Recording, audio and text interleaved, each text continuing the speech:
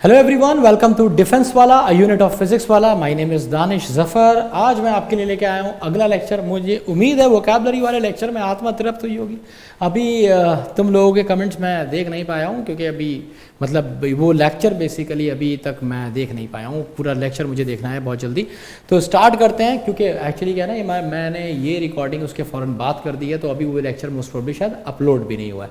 But no issues, मैं आपको vocab के और भी सेशंस आपके लिए लेके आऊँगा। तो वोकैब के लिए बिल्कुल भी दिल छोटा नहीं करेगा मेरा चीता, ठीक है। तो मैं वोकैब का एक और ज़बरदस्त सेशन आपके लिए लेके आने वाला हूँ। तो उसके लिए मोस्ट प्रोबेबली 17 के बाद जो 18th लेक्चर होगा वो मोस्ट प्रोबेबली वोकैब का हो सकता है, ठीक है।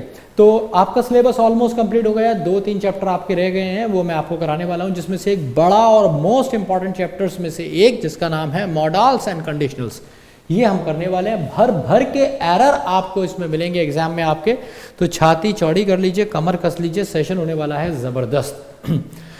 तो गाइज स्टार्ट करते हैं lecture number 17, models and conditionals. तो व्हाट इज अ मॉडल? क्या होता है भाई model? What is a model? क्या ज़रूरत क्या है मॉडल की? तो देखो बड़ा आसान है, ये आपको कंफ्यूज कभी नहीं करेगा, मैं करने नहीं दूंगा इसे कंफ्यूज आपको।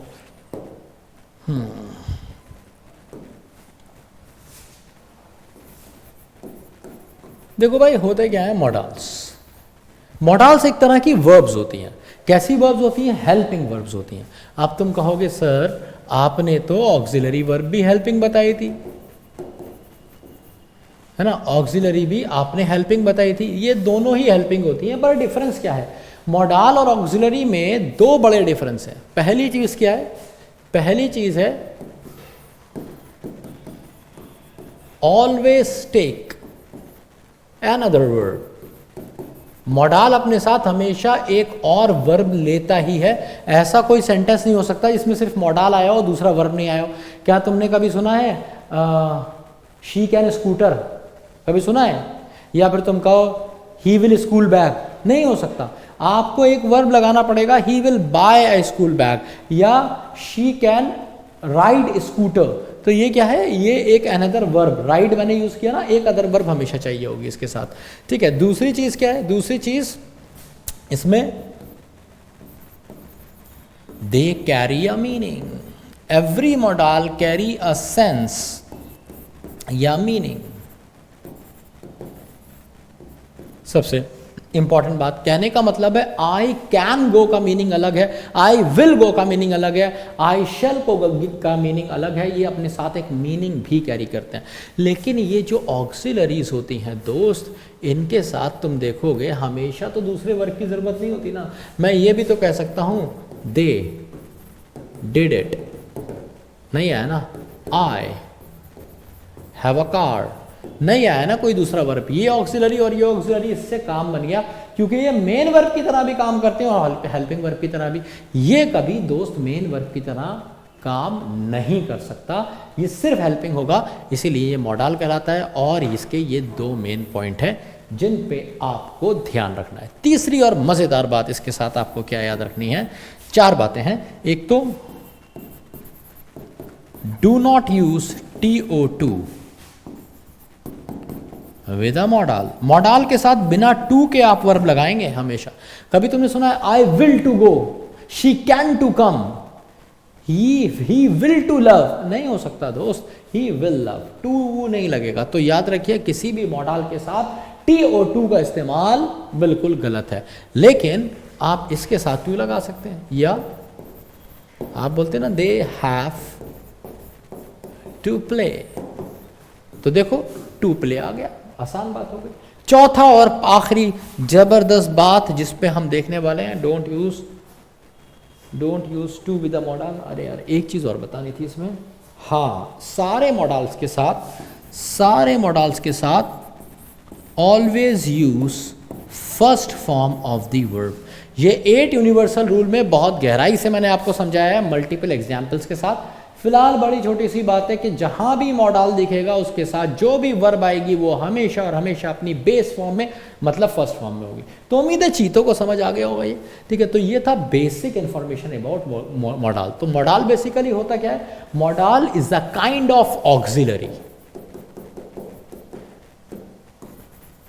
ये ऑक्सिलरी नहीं है, it's a kind of auxiliary, एक तरह की ऑक्सिलरी है। और ये डिफरेंट कैसे है, इन 4 पॉइंट्स पे डिफरेंट है भाई। हैव के साथ थर्ड फॉर्म लग जाती है, डिड के साथ फर्स्ट लग जाती है, ठीक है, और बी के साथ आईएनजी भी लग जाती है। तो जितनी भी प्राइमरी ऑक्सिलरीज होती हैं उनके साथ डिफरेंट काइंड ऑफ वर्ब्स लिख सकती हैं, जो मैंने आपको 8 यूनिवर्सल रूल में मतलब दूसरी तीसरी चौथी वीडियोस में बहुत गहराई से पढ़ाया।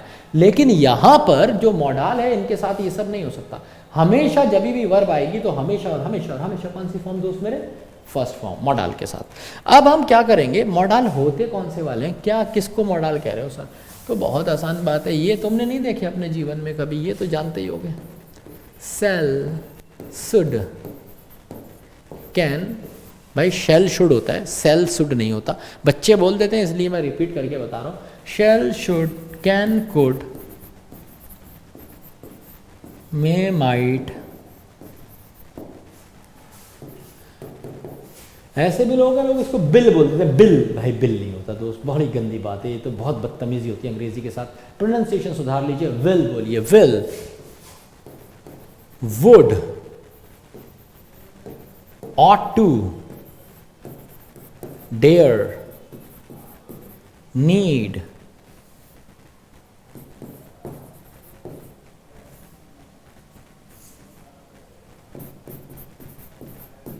तो shall, should, can, could, may, might, will, would, ought to, dare, need, must. So 1 2 3 4 5 6 7 8 9 10 11 12। तो ये मान लीजिए 12 जो है ये मेन मॉडल्स हैं, 12 जो है ये मेन मॉडल्स हैं। अब शेल शुड में क्या डिफरेंस है, कैन कुड में क्या डिफरेंस है, ये सारी बातें आज आप जानेंगे मेरे साथ गहराई से, ठीक है। तो लेट्स गो फॉर इट। तो मैं एक एक करके सारे मॉडल को उठाऊंगा और उन पे बात करूंगा। सबसे पहले मैं उठाने जा रहा हूं शेल, और इसकी बहन जो आपको बार बार परेशान करती है, विल। ये मैं आपको पहले भी पढ़ा चुका हूं, अगर आपको याद हो तो मैंने आपको जब टेंसेस पढ़ाए थे, टेंसेस वाली क्लास में मैंने आपको ये कराया था, पर कोई बात नहीं, दोबारा पढ़ा दूंगा तुम्हारे प्यार में। देखो भाई, शेल का मतलब क्या होता है, 3 यूसेजेस हैं शेल के, है ना। पहला यूसेज है कि इंटेंशन बताता है, इंटेंशन, ठीक है। दूसरा चीज़ क्या है कि ये पोएट बताता है, पोएट, है ना। ये पोएट जानने के लिए आप देखेंगे 8 यूनिवर्सल रूल की नहीं, टेंसेस की क्लास नंबर 1 या 2 में मैंने बहुत गहराई से पोएट पढ़ाया, पोएट देख लेंगे, ठीक है। और तीसरा क्या है,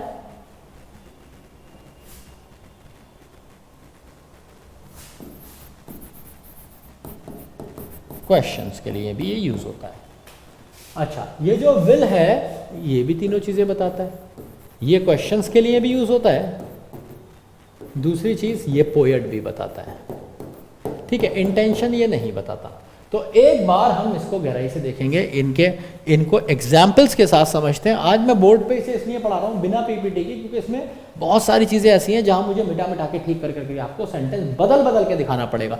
तो इंटेंशन के लिए, इंटेंशन का मतलब होता है भावना। जैसे हम अक्सर बोलते हैं, shall I rub this, shall we move further, shall we proceed. मैंने एक एग्जाम्पल भी दिया था, अगर आपको याद हो कि एक लड़की जा रही है भाई स्कूटी पे, तुमने देखा स्कूटी खराब हो गई, तुम लड़की के पास जाके तुमने पूछा उससे, क्या पूछा था तुमने, याद करो, तुमने पूछी थी ये वाली बात, शैल I help you.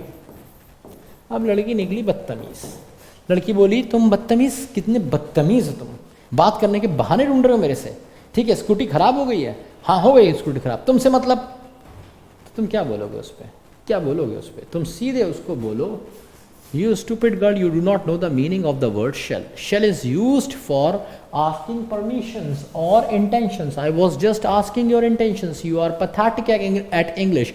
Come to defense वाला, है ना, टाइगर सर क्लासेस। तो बड़ा सिंपल है, shall I help you? ये क्या बता रहा है आपको, इंटेंशन जानने की कोशिश कर रहे हो। या फिर आप किसी से पूछते हो ना, shall we proceed? आगे बढ़े क्या, बढ़ा दें क्या? तो this is what we want to know, for what we want to know is intentions. Poet मैंने आपको बताया था, P for promise, O for oath, E for emphasization, T for threat. बहुत गहराई से समझाया था, poet, promise, oath, emphasization, threat. और मैंने आपको बताया था कि जब आप शेल के साथ पोएट दिखाना चाहते हैं तो आपको यूज करना पड़ता है कौन सा, I और V को छोड़ के जितने भी बचे अदर्स। अदर्स में कौन कौन आ गए? आपके नाउन्स आ गए, नाउन्स के साथ आपके आ गए ही, शी, इट, दे, इन सब के साथ एन यू। इन सब के साथ आप क्या यूज करेंगे? अगर शेल का इस्तेमाल करते हैं तो वो प्रॉमिस, ओथ, एम्फेसाइजेशन या थ्रेट बताता है। जैसे अगर मैं कह दूं यू शैल नेवर मिसबिहेव, क्या मतलब हुआ? आज के बाद कभी बदतमीजी मत कर लेना, यू शैल नेवर मिसबिहेव। तो यहां पे आप क्या कर रहे हैं? या तो एम्फेसाइजेशन या थ्रेट जैसी बात है।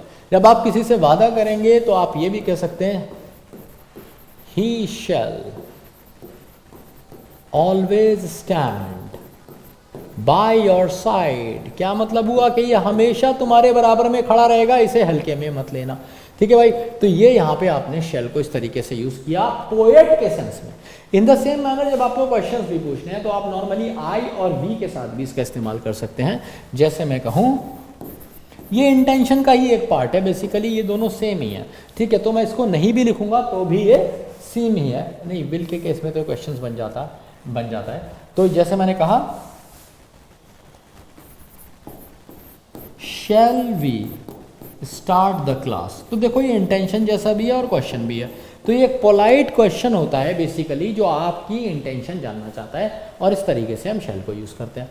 अब हम बात करेंगे विल की। विल बड़ा सिंपल है, लगभग इसी का उल्टा है। पहला तो जितने भी क्वेश्चंस आपको पूछने हैं फ्यूचर के, वो इसी से पूछे जाते हैं। जैसे आप कहेंगे फ्यूचर वाले क्वेश्चंस कौन से वाले? फ्यूचर वाले क्वेश्चंस। तो फ्यूचर वाले क्वेश्चन आप हमेशा यहीं से बनाते हैं। जैसे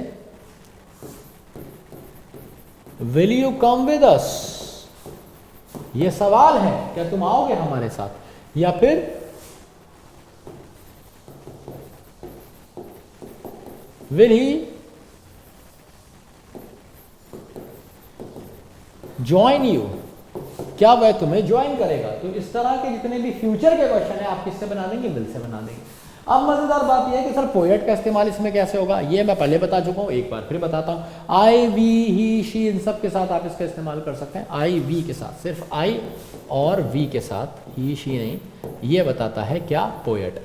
मतलब प्रॉमिस, ओथ, एम्फेसाइजेशन, जोर देना किसी बात पे या थ्रेट। जैसे मैंने कहा, ये तुम कहते नहीं हो उससे, I will never leave you, मैं तुम्हें कभी नहीं छोड़ूंगा, एक दिन आएगा इतना परेशान कर दूंगा कि तुम मुझे अपने आप छोड़ दोगी। तो ये क्या हो गया? I will never leave you, मैं तुम्हें कभी नहीं छोड़ूंगा। तो आई के साथ आपने विल लगा के क्या बताया दोस्त? पोएट बताया।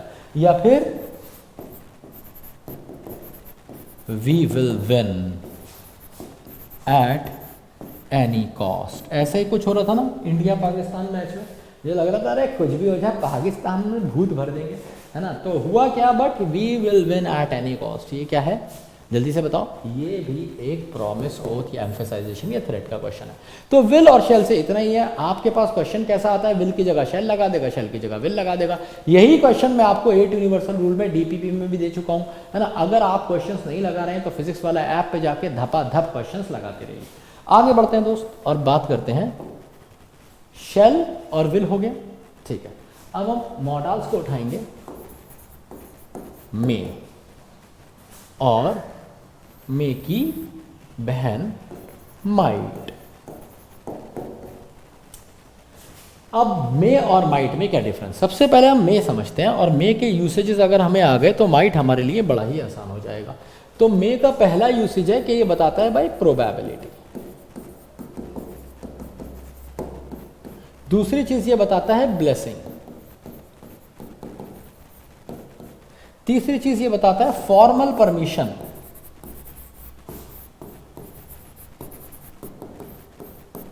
इन तीन चीजों के लिए मेनली आप इस्तेमाल करते हैं मे का। तो प्रोबेबिलिटी का क्या मतलब है? संभावना। जैसे भाई कहा गया, मान लीजिएगा, मान लीजिए ये कहा गया इट मे रेन टुडे, या फिर she may win if she prepares hard. वो जीत जाएगी अगर वो मेहनत करती है। तो एक बात आपको इसमें समझनी है भाई, इसका मतलब ये है कि ये संभावना बता रहा है। अब तुम्हें लग रहा होगा संभावना कच्ची पक्की, ऐसा कुछ नहीं है। संभावना मतलब संभावना। आपने मुझसे पूछा भाई नेक्स्ट इलेक्शन में कौन कौन सर आपको लग रहा है कि कौन बनेगा पीएम, तो मैंने कहा भाई मुझे केजरीवाल लग रहा है, मतलब जस्ट है। तो ये प्रोबेबिलिटी है, ये वीक भी हो सकती है, स्ट्रांग भी हो सकती है, कुछ पता नहीं है, बस सिर्फ ये प्रोबेबिलिटी है, संभावना है, ठीक है। अब इसी को जब आपको ब्लेसिंग बनाना होता है तो आपने ये वाले सेंटेंसेस सुने होंगे, may all your dreams come true, भगवान तुम्हारे सारे सपने सच्चे करे, है ना। तो मे ऑल योर ड्रीम्स का क्या मतलब हुआ, आप यहाँ पे किसी को तो ये ब्लेसिंग ही नहीं है। अगर तुम किसी को कर्स भी दोगे, कर्स क्या होता है दोस्त, अभिशाप, अभिशाप के सेंस में भी ये यूज हो सकता है। जैसे मान लो आज उसने तुम्हें धोखा दिया है, तो तू है ना ठुकरा के मेरा प्यार मेरा इंतकाम देखेगी, तो तुम कह रहे हो मैं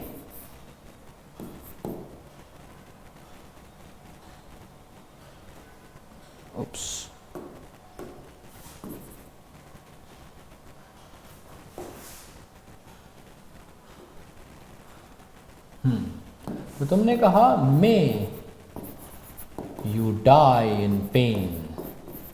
जैसे हम हिंदी में बोल देते हैं ना कि कुत्ते की मौत मरेगी, तू बहुत परेशान किया तूने मेरे को, तो यहाँ पे लड़का कह रहा है may you die in pain, ठीक है, कि तेरी मौत बड़ी दर्दनाक हो। तो ये क्या है, ये कर्स है। तो आप कर्स के लिए भी यूज कर सकते हैं दोस्त, ब्लेसिंग के लिए भी यूज कर सकते हैं क्या, मे को।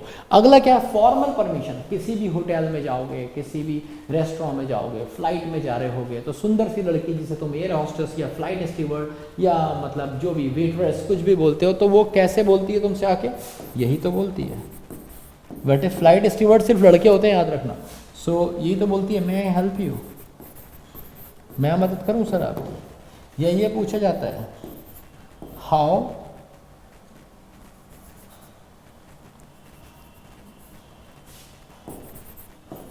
How may I assist you, मैं आपकी सहायता कैसे कर सकता हूं, है ना। बचपन में जाते नहीं थे मैं आई गो टू ड्रिंक वाटर, जब जाते थे बाहर तो मे का इस्तेमाल करते थे। अब आ जाता है माइट, जो आपको थोड़ा सा परेशान कर सकता है, क्योंकि इसकी भी 3 बातें होती हैं। सबसे पहली बात तो ये होती है कि ये होता है पास्ट ऑफ मे, ये मे का पास्ट होता है, और इसी से आपको ये सब समझ में आ जाएगा कि ये कैसे वर्क करता है। इसकी दूसरी चीज है कि ये बताता है दोस्त वीक या फिर remote probability.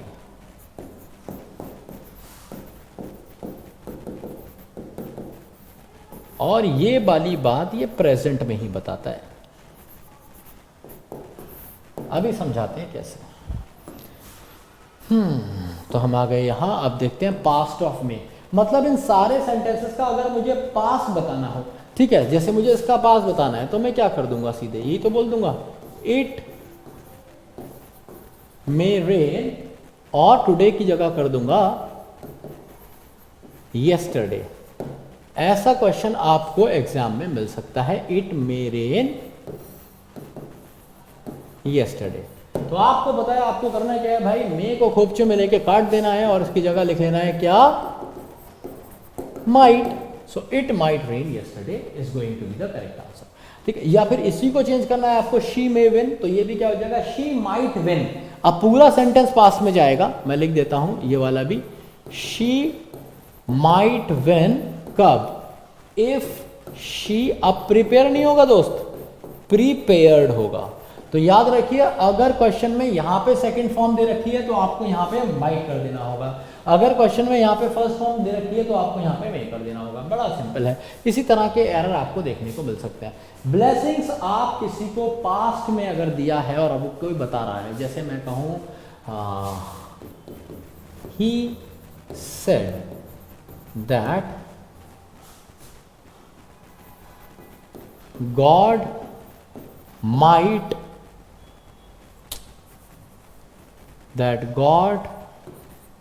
might bless you। तो ही सेड दैट, उसने कहा क्या कहा, गॉड माइट ब्लेस यू, भगवान तुम्हारी शायद। तो ये भी क्या हो गया दोस्त, ये भी पास्ट हो गया कि भगवान तुम्हें सुखी रखे। तो ये भी पास्ट हो गया क्योंकि यहाँ पे सेड आ गया। तो याद रखिए जब भी आपको प्रोबेबिलिटी है ना, ये कुछ भी इसमें से पास्ट में बताना होगा तो इधर आ जाएंगे। परमिशन भी, जैसे आप ये बता रहे हैं कि मैं वहाँ गया और उसने मुझसे परमिशन ली, तो मैं ऐसे बोल सकता हूँ, शी आस्क्ड, उसने पूछा, शी आस्क्ड मी, क्या पूछा, if she might help me, उसने मुझसे पूछा क्या वह मेरी मदद कर सकती है, if she might help me. तो आपने देखा हमेशा मे का माइट हो गया जब भी हमने प्रेजेंट का पास्ट किया।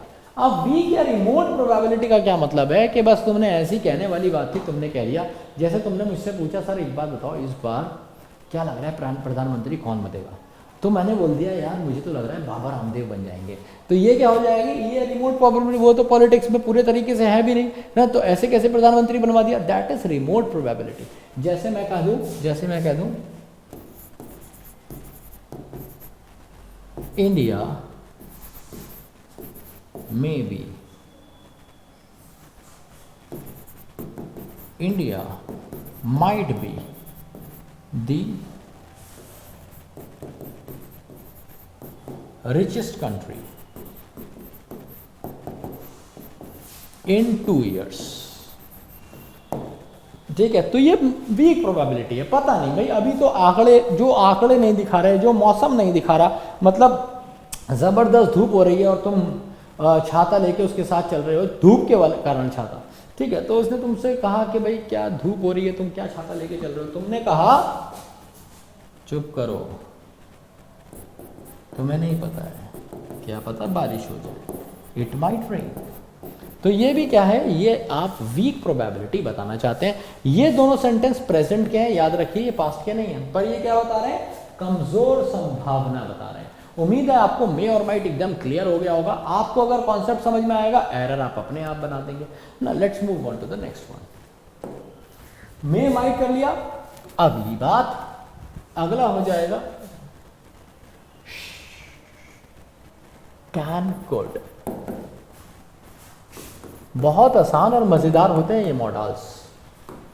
देखो अब कैन क्या बताता है दोस्त मेरे, कैन भी बताता है 3 चीजें। सबसे पहले तो ये बताता है स्ट्रॉन्ग प्रोबेबिलिटी,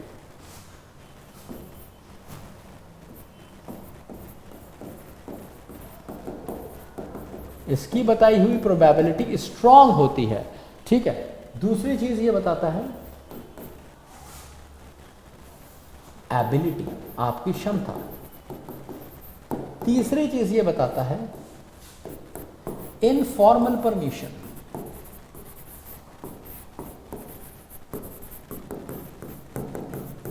अब जरा इसे गहराई से देख लेते हैं, उसके बाद पढ़ते हैं कुड। तो देखिए इसने कहा स्ट्रॉन्ग प्रोबेबिलिटी का मतलब है तगड़ी संभावना बताता है किसी चीज की। जैसे मान लो तुमने कहा तुम किसी के घर गए, उसके पास कुत्ता है बहुत ही खतरनाक डॉबरमैन, और वो बंधा हुआ है, तो तुम कुत्ता छेड़ रहे हो, है ना, होते ना बहुत कुछ भी कुत्ते को बोलते हैं, ठीक है। कुत्ता कहता है भाई कुत्ता ना हरकतें तू कर रहा है, एक बार खुलने तो दे मुझे। तो ये क्या हो जाता है स्ट्रॉन्ग। नहीं मुझे ये बात इतनी ज़्यादा बुरी लगती है because I have 3 dogs and I have often seen people doing this to my dogs, तो मैं थोड़ा सा चल जाता हूँ इस चीज़ से। तो स्ट्रॉन्ग प्रोबेबिलिटी जैसे मैंने कहा, हाँ इसी पे बनाते हैं sentence. Don't provoke the dog, कुत्ता ना उकसाओ। प्रोवोक का मतलब होता है उकसाना। Don't provoke the dog, it can bite, ये काट सकता है। भाई कुत्ते को छोड़ोगे तो काटेंगे। तो ये क्या है स्ट्रॉन्ग प्रोबेबिलिटी है। या फिर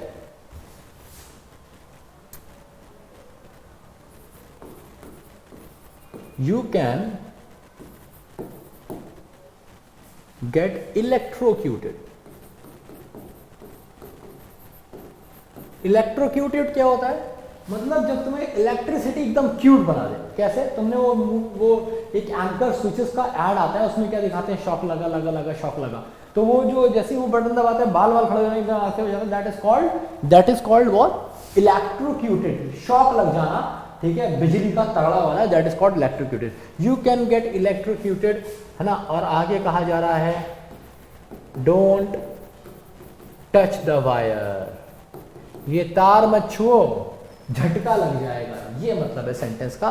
तो झटका लग सकता है, ये स्ट्रॉन्ग प्रोबेबिलिटी। सीधी सी बात है, वायर में तो इलेक्ट्रिसिटी रन होती है, अगर तुम नंगे पैर या गीले हाथ से कुछ भी छूओगे कांड हो सकता है। एबिलिटी का क्या मतलब होता है? क्षमता बताता है तुम्हारी। ये जैसे तुमने उससे कह दिया आई, ये बोलते ना I can do anything for you, क्या मतलब हुआ सेंटेंस का?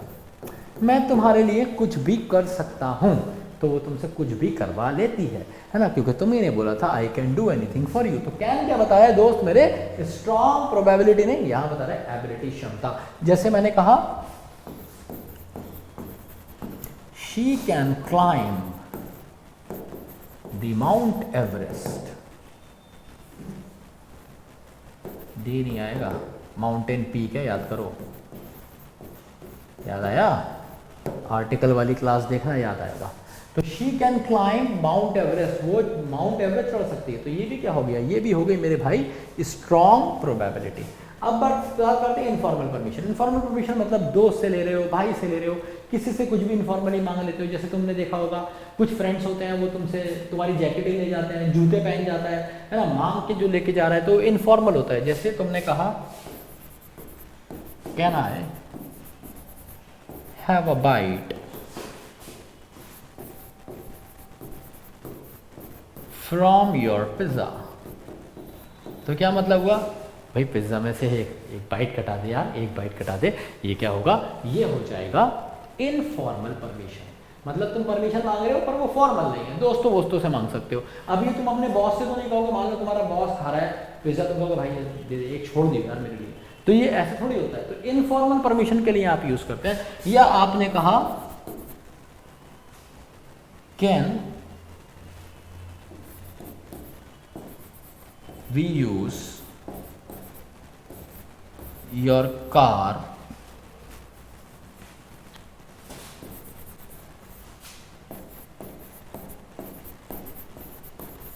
फॉर अ डे, क्या मतलब हुआ? क्या मैं तुम्हारी गाड़ी यूज कर सकता हूं एक दिन के लिए? तो ये भी क्या है मेरे दोस्त? इनफॉर्मल परमिशन है, क्योंकि गाड़ी वाड़ी आप किसी से तरीके से नहीं मांग सकते। अब कुड क्या हो जाता है? ये तो मतलब शुरू होते ही खत्म हो जाएगा, क्योंकि ये है पास्ट ऑफ कैन। ठीक है, पास्ट ऑफ कैन है, मतलब ये सारी चीजें ये पास्ट में बता देगा। ठीक है, कुड लग के पास्ट हो जाएगा। इसका एक दूसरा और यूज है छोटा सा, जिसमें ये बताता है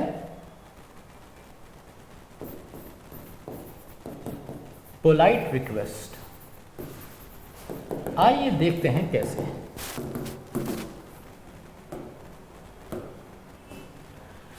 अब पास्ट ऑफ कैन इन्हीं में से किसी को चेंज कर देता हूं। चलिए पहला वाले चेंज कर लेते हैं। तो डोंट की जगह हो जाएगा क्या? ये इस तरीके से बताते हैं, it could bite you, you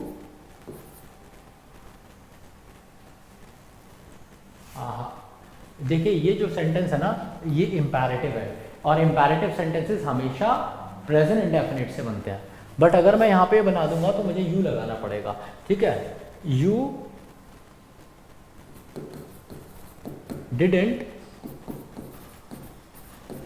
provoke the dog. अब इस सेंटेंस का मतलब हुआ, ठीक है, इट कुड बाइट यू, वो तुम्हें काट सकता था। You did not provoke the dog, तुमने कुत्ता नहीं छेड़ा, नहीं तो वो तुम्हें काट सकता था। ये वाला सेंस दे रहा है। तो यहाँ पे क्या हो गया? ये पास बन गया, है ना। ऐसे ही अगर मैं इनमें से एक सेंटेंस उठाऊं, ये वाला she can do anything for you, तो आप कह सकते हैं she could do anything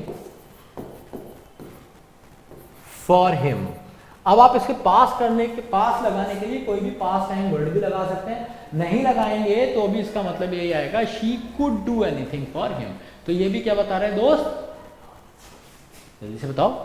week, ये सॉरी क्या, एबिलिटी इन दी पास्ट। अब इनफॉर्मल परमिशन को आप कैसे यूज करेंगे? ये यूज नहीं करेंगे, किसी ने ली होगी परमिशन और उसे पास्ट, आपको पास्ट में बताना है, तब आप यूज कर सकते हैं। जैसे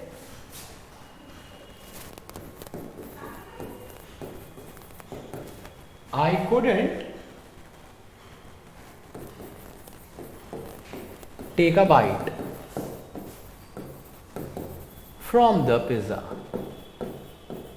ठीक है, तुम बता रहे हो यार मैं बाइट नहीं ले पाया, ये उसके लिए भी होता है यूज, इस तरीके से आप बताना चाह रहे हैं। ये भी यहाँ पे बेसिकली एबिलिटी बता रहा है। परमिशन को, इनफॉर्मल परमिशन को आप पास्ट में लेके नहीं जा सकते, क्योंकि परमिशन पास्ट में नहीं बनाई जा सकती, परमिशन हमेशा प्रेजेंट में ली जाएगी। तो बड़ी सिंपल सी बात है कि ये आप परमिशन इसकी नहीं बना सकते। बट हाँ, इसका एक ऐसा यूसेज है जो पोलाइट रिक्वेस्ट है, जो कैन नहीं कर सकता। पोलाइट रिक्वेस्ट का मतलब है जैसे मे होता है, मे जैसा होता है पर मे से स्लाइटली डिफरेंट होता है। जैसे मैंने कहा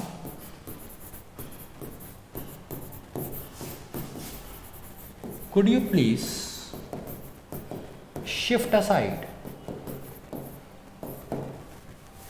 या फिर could you let me speak. देखिए दो सेंटेंसेस ध्यान से देखिए। पहला सेंटेंस कह रहा है could you please shift aside, तो आप चाहें तो इसमें प्लीज लगाएंगे, नहीं लगाएंगे तभी भी ये पोलाइट रहेगा। मतलब क्या हुआ, जैसे मान लीजिए आप हाँ ऑटो में जाते हैं कभी कभी, शेयरिंग ऑटो में, तो शेयरिंग ऑटो में कोई आदमी, कोई मतलब कुछ आंटियां या कुछ अंकल ऐसे होते हैं, वो ऑटो में ऐसे बैठते हैं जैसे पानी में भैंस बैठ गई हो। मतलब आपके पास बड़ी छोटी सी जगह होती है और ये क्या करते हैं, इतनी सारी जगह लेके बैठते हैं और साथ में ये कोनियाँ भी निकाल देते हैं।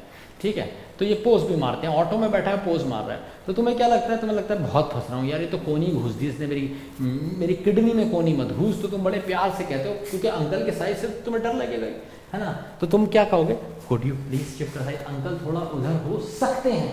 ये नहीं कह रहे अंकल थोड़ा उधर हो, ये नहीं कह रहे हो सकते हैं, ये सकता वाला सेंस देता है, इसीलिए ये एबिलिटी होती है ना, सकता बताता है। तो समझ लीजिए यहाँ पे जब ये पोलाइट रिक्वेस्ट की बात करता है तो ये सकता वाला सेंस देता है। Could you please shift aside, थोड़ा उधर हो सकते हैं अंकल, ठीक है, किडनी विडनी फट जाएगी मेरी, अभी मुझे तैयारी करनी है एनडीए की। तो could you let me speak, क्या आप मुझे बोलने दे सकते हैं, ये वाली बात है ना। तो यहाँ पे भी ये पोलाइट रिक्वेस्ट की तरह यूज होता है। तो उम्मीद है ये दोनों बातें आपको समझ में आई होंगी, कैन और कुड। देखिए यहाँ से क्वेश्चन बहुत ज़्यादा नहीं आते हैं, बट आपको अगर पता होगा तो आपको रीडिंग कॉम्प्रिहेंशन में, आपको PQRS में, आपको सेंटेंस इंप्रूवमेंट में बहुत हेल्प मिलेगी यहाँ से। ठीक है, इसलिए लेक्चर बहुत इंपॉर्टेंट है। ठीक है, और ऐसा नहीं है एरर बिल्कुल नहीं आते, मैं अभी आपको आगे एरर सिखाऊंगा इस पर। आज मैंने इसलिए PPT नहीं बनाई, वो जय हिंद जो आ रहा है ना बार बार, उसका रीज़न ही है कि आज मैंने PPT मतलब नहीं बनाई, और इसलिए क्योंकि मुझे मॉडल्स ऐसे ही पढ़ाने थे आपको कहानी के साथ। ठीक है, तो कैन कुड हो गया, मे माइट हो गया, शेल शुड विल वुड। चलिए तो अब देखते हैं एक बार शुड, ये बहुत मज़ेदार है। तो शुड की पहली चीज़ तो गली का बच्चा बच्चा जानता होगा कि ये होता है पास्ट ऑफ शैल। दूसरी चीज ये बताता है अजम्पशन।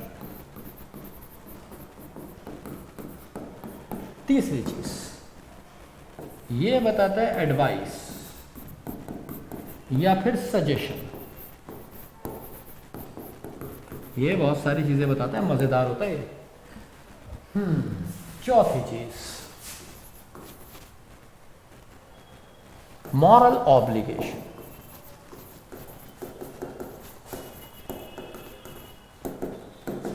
पांचवी चीज पर्पस।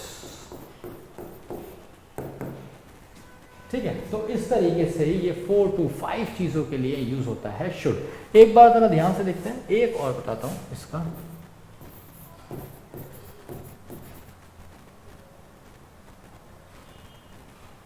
आगे देखेंगे, पहले ये 5 समझते हैं।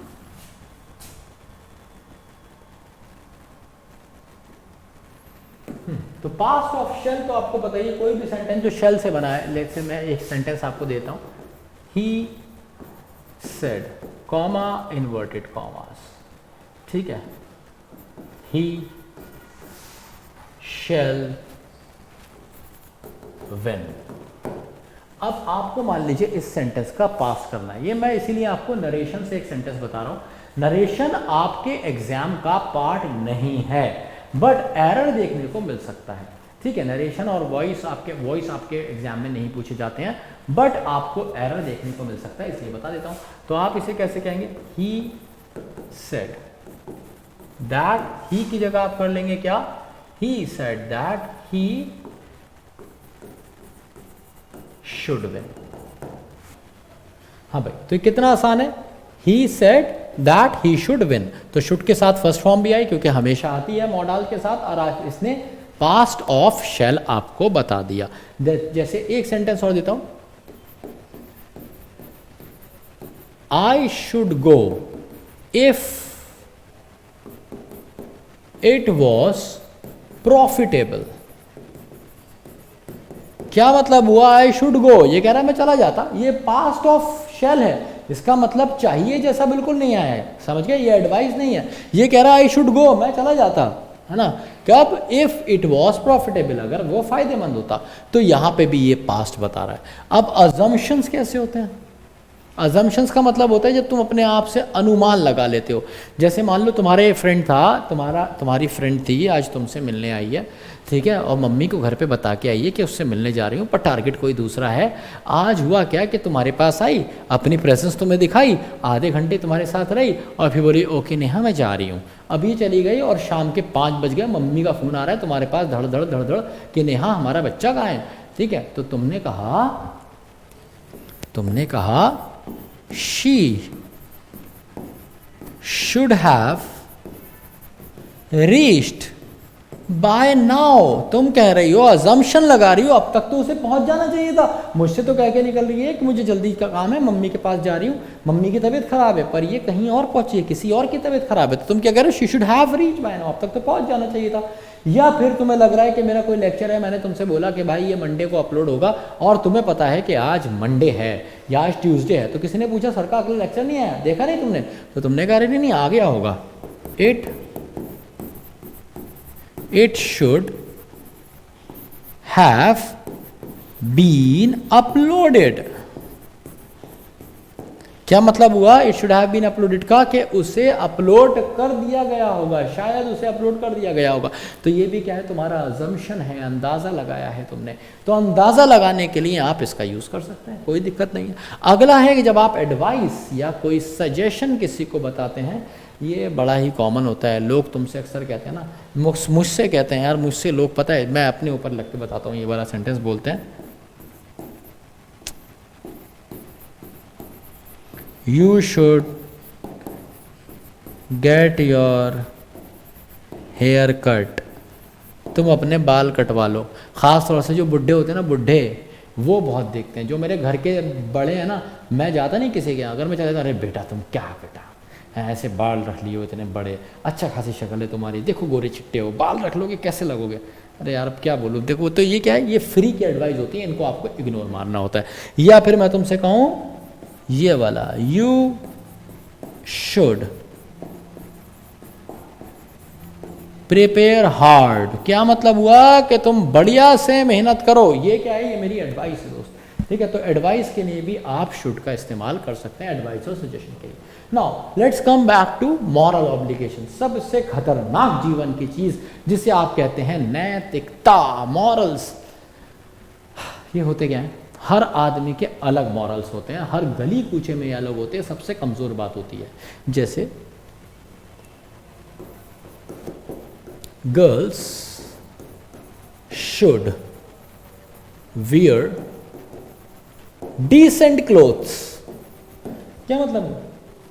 लड़कियों को तमीज के कपड़े पहनने चाहिए। अब सवाल तो ये, तमीज के कपड़े क्या है? किसी के हिसाब से बुरखा तमीज का है, किसी के हिसाब से चुन्नी तमीज़ की है, किसी के हिसाब से सर से ढक लो तो तमीज़ का है, किसी के हिसाब से कुछ भी पहनो सब तमीज़ का है। और भाई अगर तुम ऑस्ट्रेलिया या फिर ऐसी खतरनाक कंट्रीज़ में चले जाओगे और लास वेगस वगैरह, वहाँ पे कुछ पहनो तो भी डिसेंट है, कुछ नहीं पहनो तो भी डिसेंट है। तो ये डिसेंसी जो है ना, इसकी डेफिनेशन बड़ी अलग होगी और हर गली मोहल्ले में अलग होगी। होता है ना, कहीं पर तुम वही कपड़े पहन के बड़ा कम्फर्टेबल हो, कहीं पर तुम हाँ वहाँ पहन के नहीं जाऊँगी, वहाँ पहन के चले जाऊँगी, सब मुझे ही देखेंगे। तो ये क्या होता है? ये होता है मॉरल ऑब्लिगेशन कि बस सामाजिक बातें जितनी होती हैं, जैसे one should respect one's elders. ये क्या है, ये मॉरल ऑब्लिगेशन है। भाई रिस्पेक्ट तो मन में होती है, अपने आप आती है, प्यार मन में होता है, अपने आप आता है किसी के लिए, मैं जबरदस्ती कैसे कर लूं? तो ये मॉरल ऑब्लिगेशन का मतलब है करना पड़ेगा। तो one should respect one's elders का मतलब होगा कि हमें अपने बड़ों का आदर करना चाहिए, पर ये तो अपने आप आता है। तो ये मॉरल ऑब्लिगेशन ऐसा समझ लो कमजोर चीज होती है। अगर बुढ़ा ठरकी है तो मैं कैसे कर पाऊंगा उसकी respect? It's very simple. So one should respect one's elders. आगे बढ़ते हैं, पर्पस बताता है। पर्पस का मतलब क्या हुआ? जैसे मैंने कहा, जैसे मान लीजिए मैंने कहा, हाँ, ये जब पर्पस बताते हैं ना तो याद रखिए लेस्ट के साथ शुड का इस्तेमाल होता है या फिर नो मॉडल। लेस्ट के साथ शुड का इस्तेमाल होता है या फिर कोई मॉडल ही नहीं आता। जैसे मैंने कहा,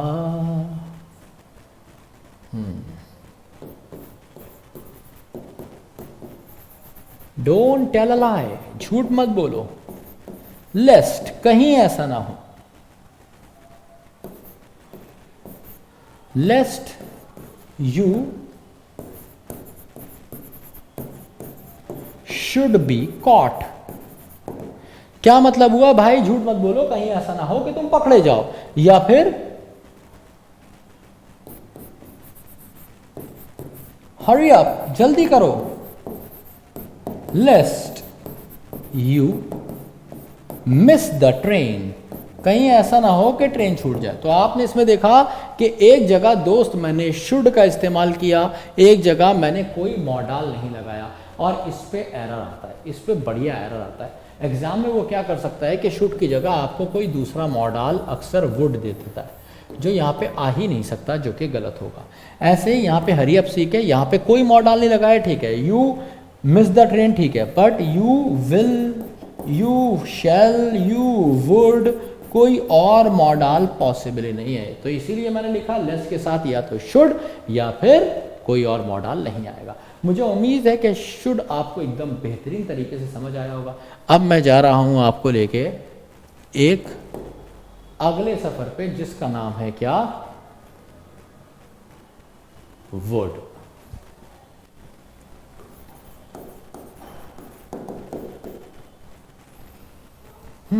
देखिए, छोटी छोटी कहानियों से मैं आपको इसे करा रहा हूँ ताकि आपको ये आराम से याद हो जाए और आप इससे आसानी से सीख जाएं, ठीक है। तो just give me 1 minute.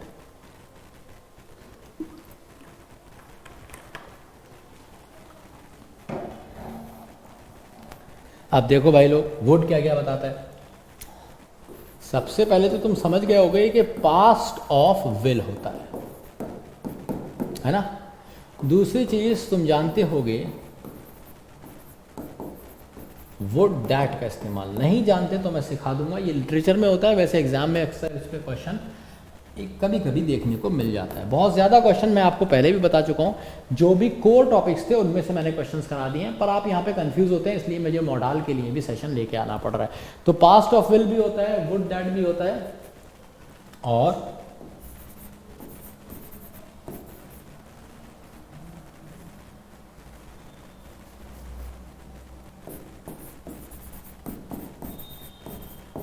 Improbable और अनरियलिस्टिक कंडीशंस के लिए भी यूज होता है।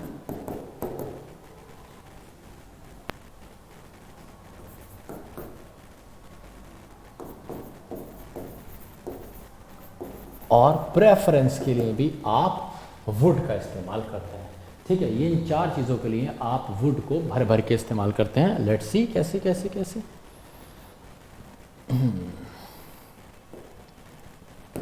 देखिए, पास्ट ऑफ विल तो आपको पता ही है, जैसे मैंने शैल पढ़ा है वैसे ही पढ़ा देता हूं। जैसे एक सेंटेंस लिख लेते हैं, he said comma inverted commas, क्या? ही विल कम, कि वो आएगा। अब आपको अगर इसका पास करना है तो he said that he would come कर देंगे। जब भी आप पास बताएंगे ऐसे ही बताएंगे, जैसे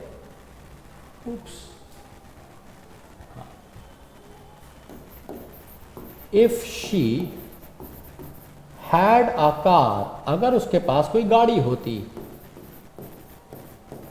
she would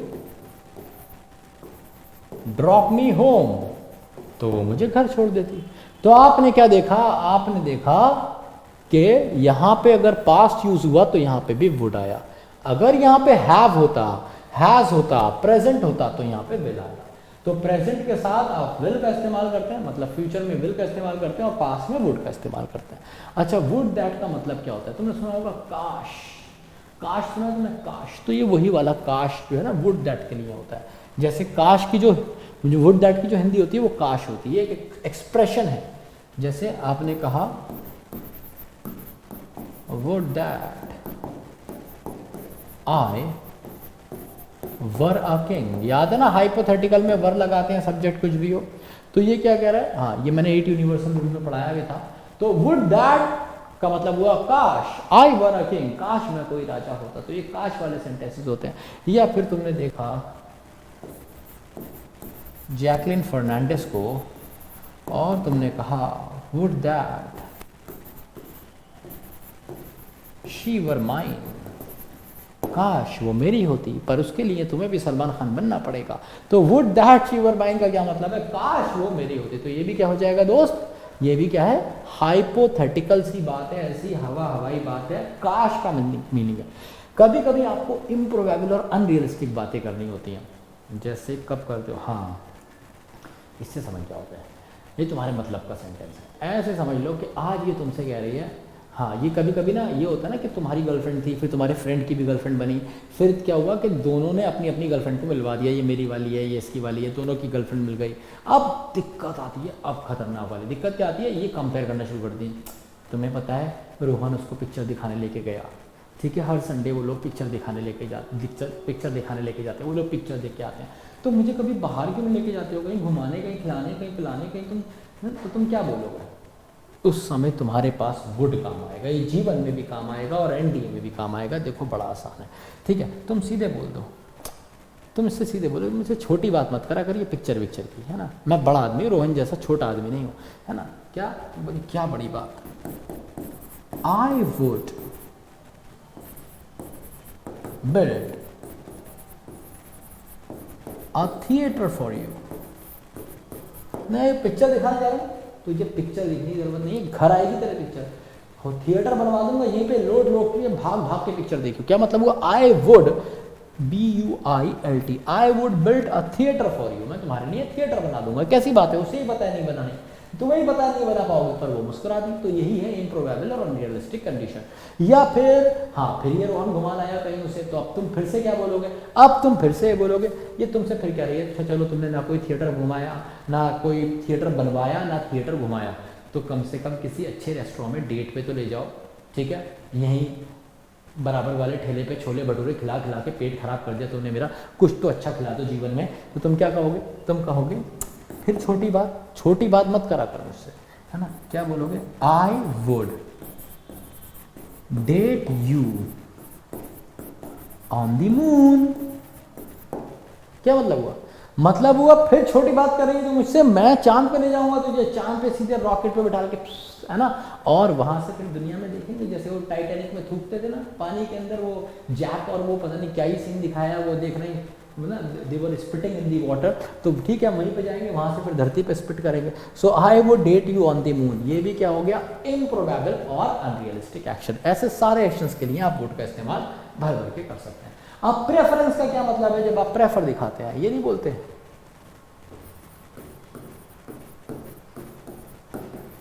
would you take coffee और टी, चाय लेंगे या कॉफी लेंगे, है ना। तो ये क्या है, प्रेफरेंस आप जानना चाहते हैं, तब आप इसका इस्तेमाल करते हैं। इसे एक और तरीके से, मतलब इसका इस्तेमाल रादर के साथ भी हो सकता है, जैसे आई वुड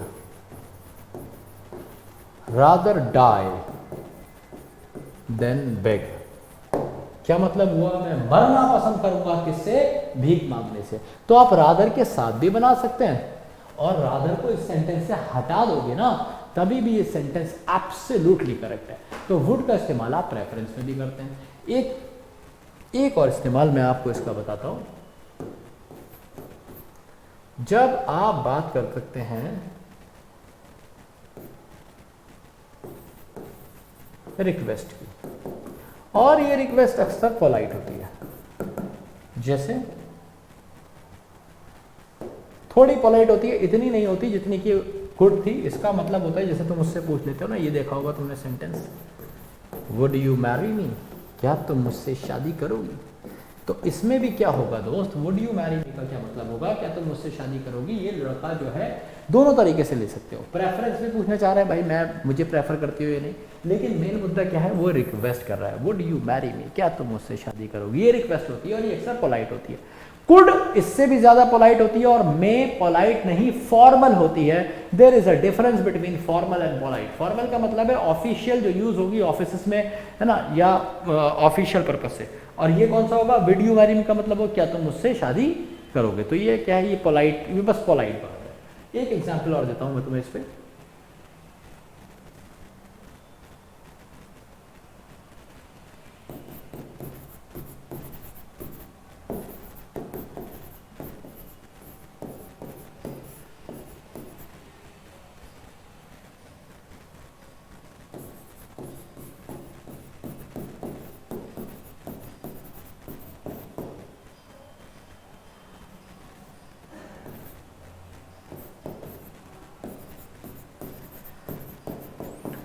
क्या I would like to see your reports, मैं तुम्हारी रिपोर्ट्स देखना चाहता हूँ। वुड आई, क्या मैं देख सकता हूँ। तो ये क्वेश्चन टैग भी मैंने आपको यहाँ पे लगा के दिखाया। तो यहाँ पे भी ये पोलाइट है ना। तो आप इसको प्लीज के साथ यूज करेंगे तो भी पोलाइट है, और प्लीज के बिना यूज करेंगे तो भी पोलाइट है। उम्मीद है कि वुड आपको गहराई से समझ आया होगा। यही 5 यूसेज है, इसी में से क्वेश्चन आता है, ठीक है। और कहीं भी आपको वुड मिले तो सोच लीजिए इन 5 में से एक केस है। आगे बढ़ते हैं दोस्त। Shall, should, can, could, may, might, will, would. अब हम जा रहे हैं ऑट टू, मस्ट, डेयर और नीड पे। तो पहले हम पढ़ेंगे ऑट टू। बहुत आसान होता है, इसके सिर्फ 2 ही यूसेज हैं। एक तो ये भी बताता है मॉरल ऑब्लिगेशन,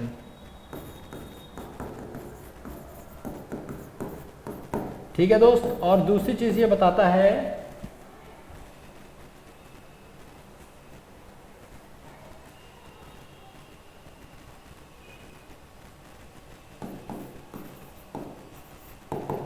ड्यूटी। अब देखो यहां पे जो मॉरल ऑब्लिगेशन होती है वो बहुत ही सीवियर होती है। इतनी सीवियर होती है कि जिसके बिना गलत माने जाएंगी चीजें, आपको इंसान ही गलत समझ लिया जाएगा, ठीक है। तो ये ऐसी चीज होती है कि इतना तो सब करते ही हैं, इतने वाले मॉरल, मतलब स्ट्रॉन्ग मॉरल्स के लिए यूज होता है, ठीक है। शुड आप सब के लिए यूज कर सकते हैं, ये थोड़ा सा फॉर्मल हो जाता है, और स्ट्रॉन्ग मॉरल्स के लिए यूज होता है। बाकी और कुछ इसमें डिफरेंस नहीं है। जैसे मैं कहूं We ought to love our nation, हमें अपने देश से प्यार होता ही है ना। फॉर एग्जाम्पल, जैसे मैं अब से कुछ साल पहले की बात है, काफ़ी साल पहले की बात है, मैं एक फॉरेन कंट्री गया था, और मतलब वहाँ पे मैंने ना जब इंडियन फ्लैग देखा तो अपने आप पहली बार मेरे साथ ज़िंदगी में ऐसा हुआ कि मैं रुका और उसे लहराते हुए मैंने 1-2 मिनट देखा, और मुझे लगा यार क्या बढ़िया लग रहा है। उस दिन मुझे एहसास हुआ यार दिल में देश के लिए अपने आप इतना प्यार है। कभी ज़रूरत, अब मैं फौज में तो हूँ नहीं कि मैं लड़ूंगा, ठीक है, तो मुझे पता ही नहीं चला, मौका ही नहीं मिला।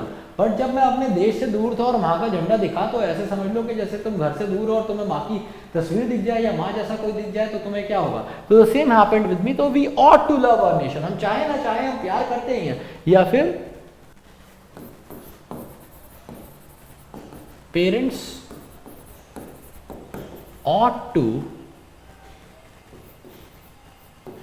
care their children।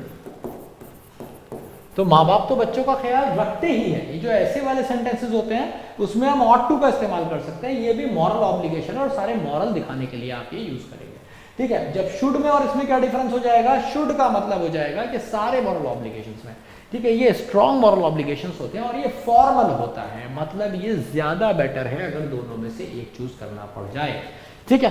अब बात करते हैं duty.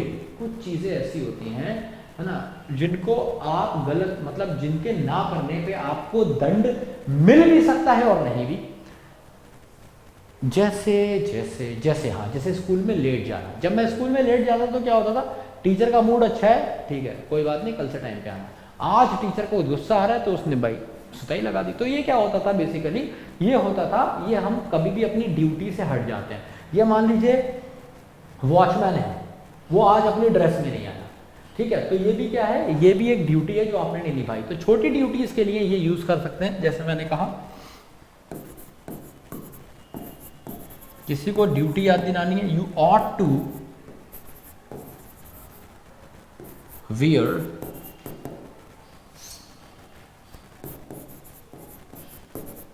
The uniform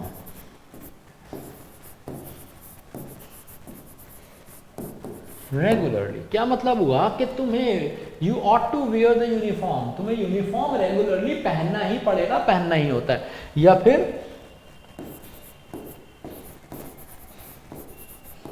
we ought to reach on time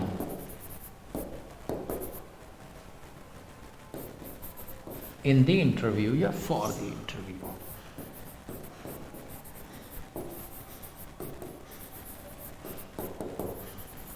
क्या मतलब हुआ, we ought to reach on time for the interview, interview के लिए हमें समय पे पहुंचना ही होता ही है, हम समय पे पहुंचते ही हैं। तो ये सारे के सारे क्या हो गए, ये हो गई ड्यूटी। तो इस तरीके से आप यूज करते हैं ऑट टू। बड़ा आसान था, उम्मीद है समझ आ गई होगी। यही दो यूसेजेस होते हैं इसके। अगला यूसेज जो है वो है दोस्त मस्ट। ये मजेदार चीज है। तो मस्ट का इस्तेमाल आप किस किस चीज के लिए करेंगे? तो मस्ट का पहला यूसेज आप करेंगे जब आप बताना चाहते हैं डिटर्मिनेशन, दृढ़ संकल्प किसी चीज का बताना चाहते हैं आप, ठीक है। या फिर आप कह सकते हैं स्ट्रॉन्ग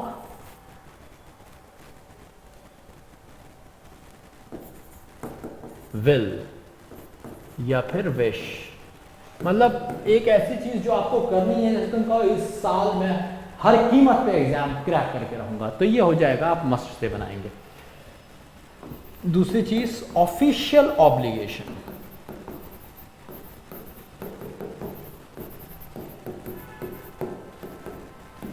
तीसरी चीज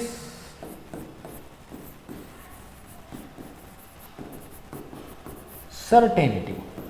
तो इन तीन चीजों के लिए आप यूज करते हैं किसका? मस्ट का। जैसे मैंने डिटर्मिनेशन के लिए कहा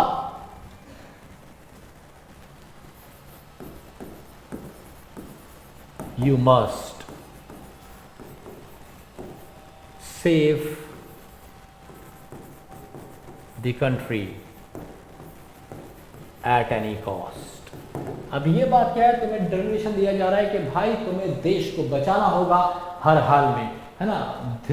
जो धूर्त नेता हैं उनसे और बाकी सारे गंदे क्रिमिनल्स और इन सबसे। So you must save the country at any cost. तो यू के साथ आपने मस्ट लगाया। ये मस्ट आपको क्या बता रहा है? डिटर्मिनेशन या फिर स्ट्रॉन्ग विल। या फिर मैंने कहा I must win this match और I shall be eliminated.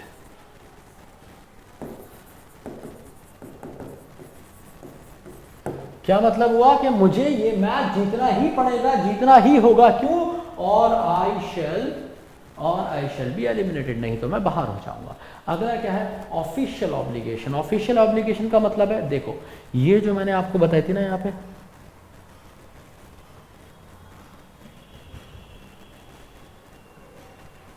Moral obligation.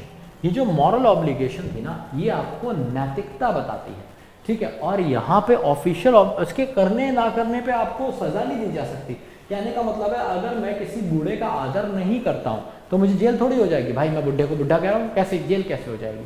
कोई मतलब ही नहीं है। जब तक हाथ पैर नहीं चलाऊंगा या कुछ एब्यूसिव लैंग्वेज यूज नहीं करूंगा, नहीं हो सकती। तो अच्छा, दूसरी बात, girls should wear decent cloth. ऐसा तुमने सुना है कि कभी लड़की शॉर्ट्स में जा रही है, पुलिस उठा के ले गई, ये क्या घूम रही हो, ऐसे कैसे घूम रही हो तुम, है ना। लोग अपना काम नहीं कर पा रहे हैं, कंसंट्रेट नहीं कर पा रहे हैं, तुम शॉर्ट्स में घूम रही हो, ये थोड़ी हो जाएगा। तो ये क्या होता है दोस्त, ये मॉरल ऑब्लिगेशन होती है। हम इसे ऐसे यूज कर सकते हैं, बट इसका इस्तेमाल हम इसके लिए किसी को सजा नहीं दे सकते, पुलिस नहीं पकड़ सकती आपको, है ना। अब हम आ जाते हैं थोड़ा सा आगे और बात करते हैं ऑफिशियल ऑब्लिगेशन पे। ऑफिशियल ऑब्लिगेशन का मतलब है इसे करने पे आपको दंडित किया जा सकता है या किया जाएगा ही मोस्ट प्रोबेबली। जैसे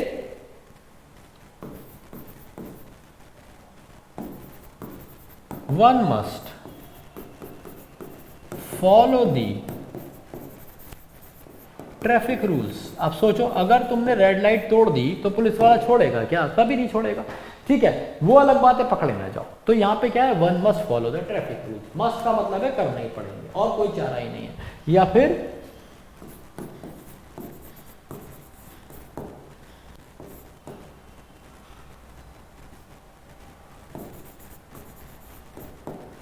he must not deal in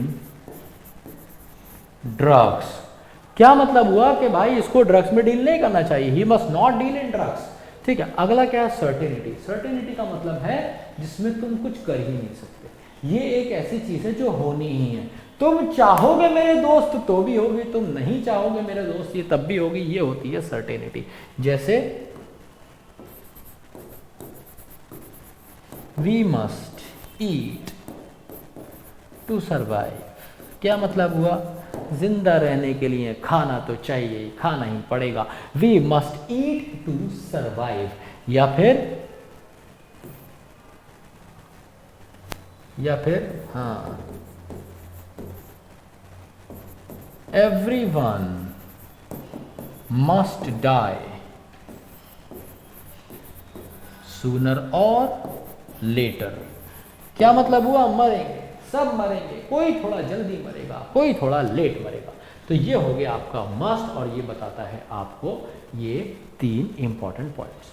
तो हमने ऑट टू कर लिया, मस्ट कर लिया। अब जो मैं आपको पढ़ाने जा रहा हूँ ना, इसमें आपको बहुत ज़्यादा मज़ा आने वाला है, क्योंकि ये सेमी मॉडल्स है। ये मॉडल्स नहीं है, मॉडल जैसे हैं, एग्जैक्टली मॉडल नहीं है। अब देखिए, shall, should, can, could, may, might, will, would, ought to, must, dare और नीड हमारे पास बचे हैं। इनके बारे में मैं आपको बताने जा रहा हूँ। देखिए, याद रखिए, ये जो डेयर और नीड है, ये एग्जैक्टली मॉडल्स नहीं है। ये क्या है, ये आप सेमी मॉडल्स कह सकते हैं, या ये दोनों तरीके से काम करते हैं। कभी ये होते हैं डेयर, नीड, ये 2 तरीके से काम करते हैं। 2 तरीके से कैसे काम करेंगे,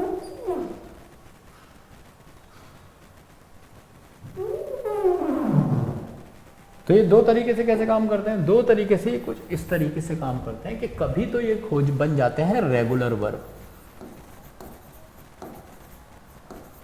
ठीक है भाई, और कभी ये होते हैं मॉडल। हाँ, फिर तुम्हारे दिमाग में आया होगा, सर मुझे कैसे पता चलेगा कि कब ये मॉडल है, कब रेगुलर वर्ब है? बहुत आसान है पता लगाना। जिस तरीके से तुमने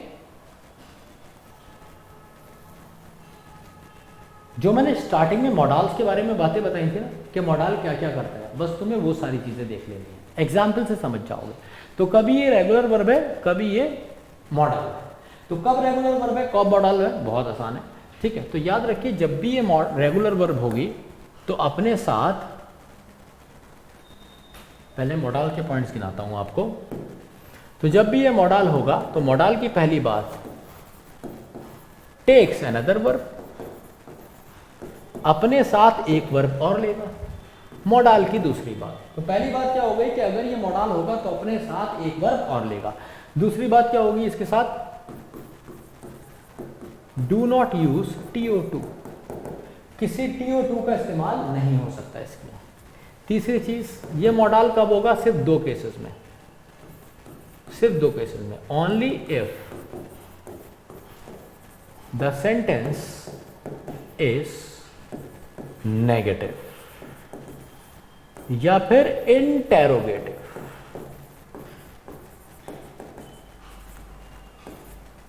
कहने का मतलब है या तो प्रश्नवाचक होगा इंटेरोगेटिव,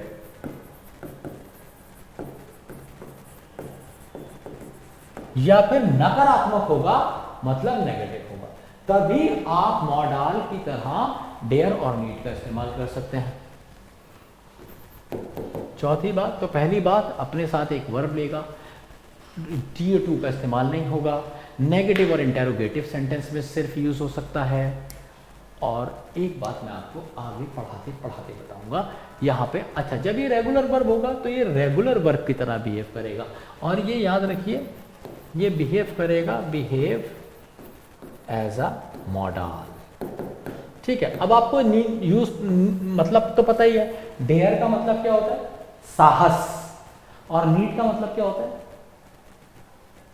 जरूरत। तो मैं लिखता हूं कुछ sentences.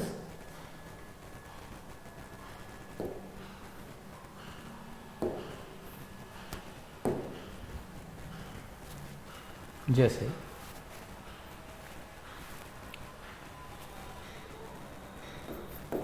I do not need to worry about money। ये सेंटेंसेस आप मेरे साथ देखते रहेंगे ध्यान से। 4 सेंटेंसेस में नीड और डेयर एकदम आत्मा तृप्त समझ में आएगा। ठीक है, I do not need to worry about money, दूसरा सेंटेंस, और यहां से ही क्वेश्चन आता है, यही मेन मुद्दा है। She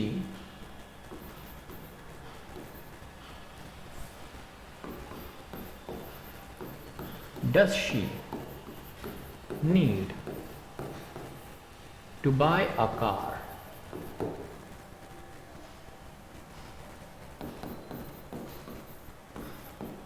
They do not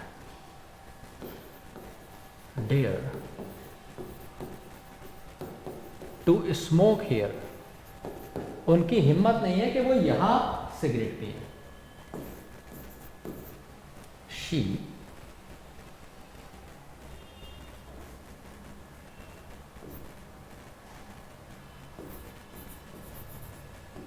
does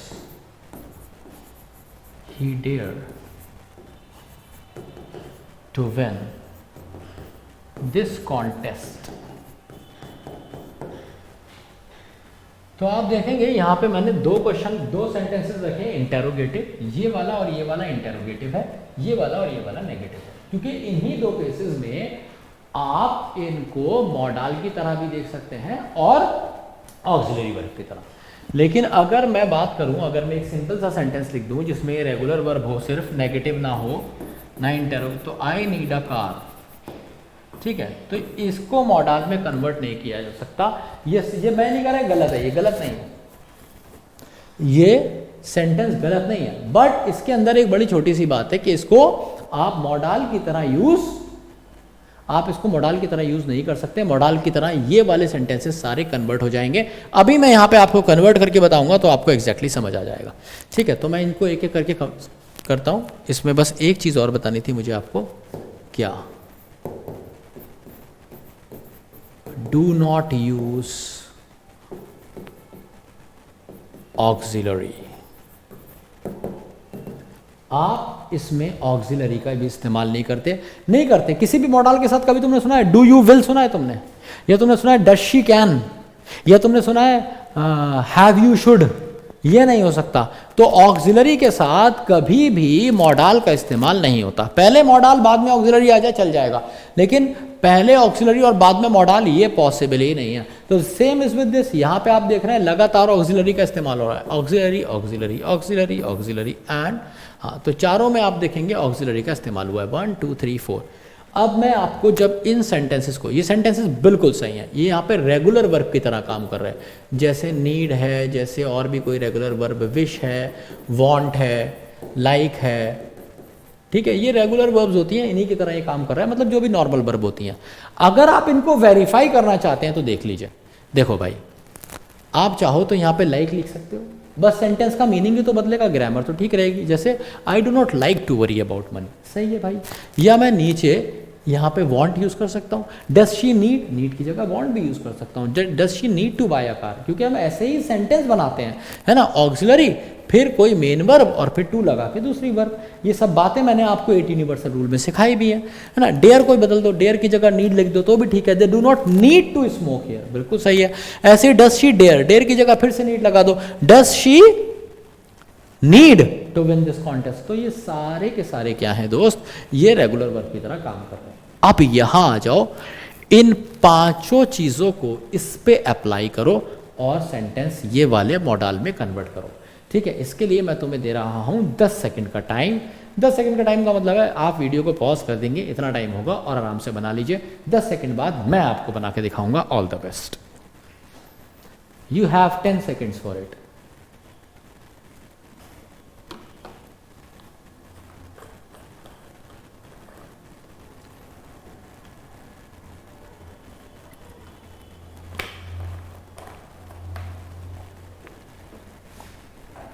उम्मीद है दोस्त आपने बना लिया होगा।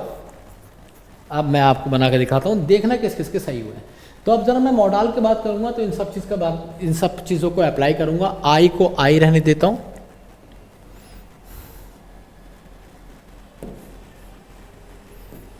आई को मैंने आई रहने दिया।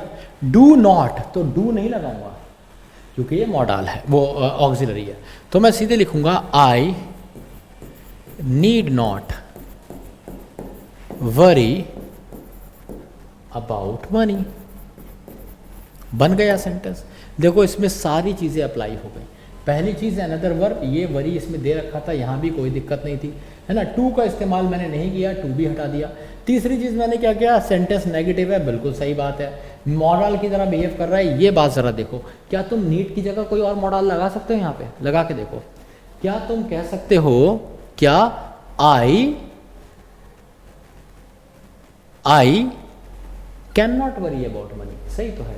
क्या तुम कह सकते हो I should not worry about money? सही तो है। क्या तुम कह सकते हो I will not worry about money? तब भी सही है। कोई भी मॉडल लगा दो, सही है। अब जरा नीचे वाले पे आ जाओ, ये इंटेरोगेटिव है। इंटेरोगेटिव को ऐसे ही बना देंगे जैसे नीड शी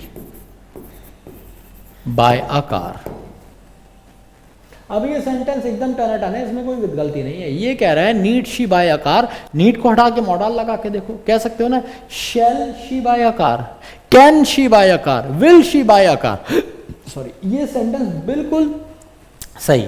तो यहां पे आपने नीड को इस तरीके से यूज किया। अगला सेंटेंस देखेंगे, इनको चेंज करते हैं। तो एक इंटेरोगेटिव हो गया और एक नेगेटिव हो गया। अब इन दोनों को चेंज करते हैं। They do not dare to smoke here, तो ये कैसे हो जाएगा? ये हो जाएगा दे, डू को हटा दो, सीधे dare not, they dare not smoke here. और यहां पे भी कोई भी मॉडल आप लगा देंगे, सेंटेंस का मीनिंग बदल जाएगा पर उसकी ग्रामर गलत नहीं होगी। अगला सेंटेंस क्या है? Does he dare to win this contest, तो ये हो जाएगा dare she win this contest. ठीक है, इंटेरोगेटिव हो गया। हिम्मत है क्या उसकी कि वो ये कॉन्टेस्ट जीतेगी? तो ये भी क्या हो गया दोस्त मेरे, ये सारे के सारे मॉडल की तरह यूज हुए। मॉडल मॉडल मॉडल मॉडल, और यहाँ पे ये सारे रेगुलर वर्ब की तरह यूज हुए। तो जब ये मॉडल की तरह यूज होंगे तो मॉडल्स के सारे रूल फॉलो करेंगे, और रेगुलर वर्ब की तरह यूज होंगे तो ये सीधी सी बात है, रेगुलर वर्ब का सब कुछ फॉलो करेंगे। उम्मीद है तुम्हें डेयर और नीड एग्जैक्टली समझ में आ गया होगा। इसमें क्वेश्चन कैसे आता है वो और दिखा देता हूं मैं तुम्हें। देखो भाई, जब क्वेश्चन आता है तो क्या करता है कि आई नीड नॉट, यहाँ पे टू लगा देगा, I need not to worry. और बच्चे ने ये सुना होता है बहुत बार, बस यही गलती कर देता है, ये गलत है, टू नहीं आ सकता यहाँ पे। या फिर दे डेयर नॉट टू, है ना, ये टू नहीं आ सकता। या फिर क्या कर देगा, यहां से टू हटा देगा। ठीक है, they do not dare smoke here, तब भी गलत है। अगर मॉडल की तरह यूज नहीं हुआ है, रेगुलर वर्ब की तरह यूज हुआ है तो टू आएगा। एक दूसरा तरीका भी है, वो क्या करेगा कि यहाँ पर डिड डू डर लगा देगा, आई डू नॉट नीड वरी ऐसे करके कर देगा। तो इनको मिक्स नहीं करना है, जो इनके रूल्स हैं इनके पास रखना है, जो इनका तरीका है इनके पास रखना है, जो इनका तरीका है वो इनके पास रखना है, इनको चेंज नहीं करना है। ठीक है दोस्त, अब बढ़ते हैं आगे, है ना। उम्मीद है सब समझ में आ गया होगा। कोई भी डाउट हो, कोई भी दुविधा हो तो आप लिख दीजिएगा कमेंट बॉक्स में, मैं वहाँ पे भी आपको बता दूंगा। ठीक है, नहीं तो आप जहाँ भी मुझे, अगर मैं कहीं मिल जाऊँ आपको तो वहाँ से भी पूछ सकते हैं, कोई दिक्कत नहीं है। नहीं तो मैं DPP में और आपको जितना भी कंटेंट जा रहा है फिजिक्स वाला के थ्रू आप तक, उसमें मैं बहुत सारी चीज़ें आपको दे ही रहा हूँ, वहाँ पे भी आपको बहुत कुछ सीखने को मिलेगा। तो ये हो गया तुम्हारा डेयर और नीड खत्म। तो कौन कौन से हो गए? Shall, should, can, could, may, might, will, would, ought to, dare, need. Must, सारे हो गए। अब एक यूज टू करके मॉडल होता है जिसको मैं ऑलरेडी 8 यूनिवर्सल रूल्स में पढ़ा चुका हूँ। एक बार पीछे जाके 8 यूनिवर्सल रूल की वीडियो देखेंगे तो यूज टू का यूसेज मैंने बहुत अच्छे से समझाया है। अब हम जा रहे हैं एक नए और धमाकेदार चैप्टर पे। यहाँ से क्वेश्चन, मॉडल्स पढ़ाने की जानते हो वजह क्या है? मॉडल्स पढ़ाने की वजह है कंडीशनल। मॉडल्स में से बहुत ज़्यादा क्वेश्चंस नहीं आते पर कंडीशनल में तो आते हैं, और अगर आपको कंडीशनल सीखने हैं तो मॉडल्स की नॉलेज होना ज़रूरी है। तो अब हम जा रहे हैं कंडीशनल्स, जिसे आप कहते हैं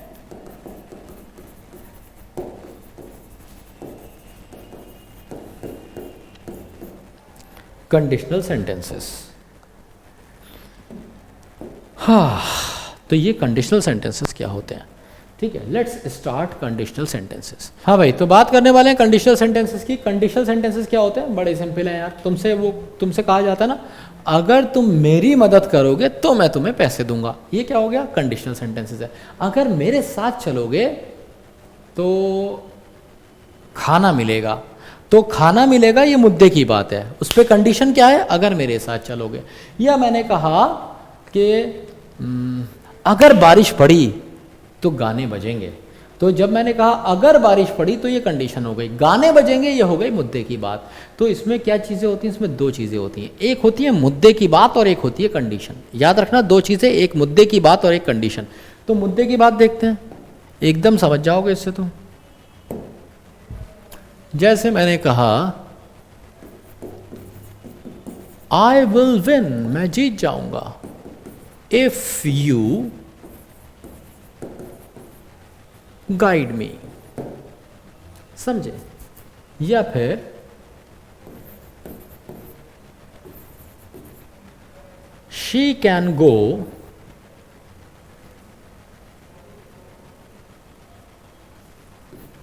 she can't go unless she has a bike. ठीक है, अब देखो जरा ध्यान से देखना इस सेंटेंस को। ये समझ लो बड़ा चैप्टर है पर 15 मिनट में मैं इसे खत्म कर दूंगा और बहुत जबरदस्त क्वेश्चंस के साथ। ठीक है, तो ये दो पोर्शन में है आपके। पहला पोर्शन है आपका ये वाला, दूसरा पोर्शन है आपका ये वाला। ये वाला पोर्शन कहलाता है conditional clause,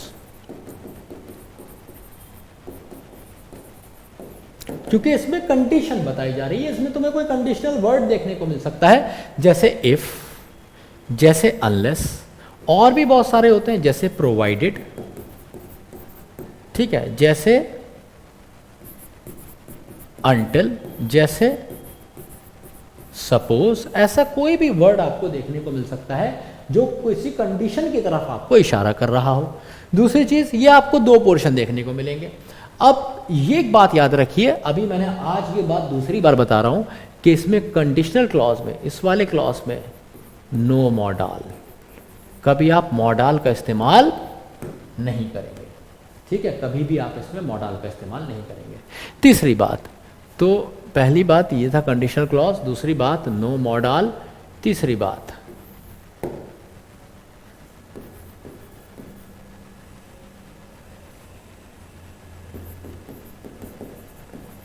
either of the clauses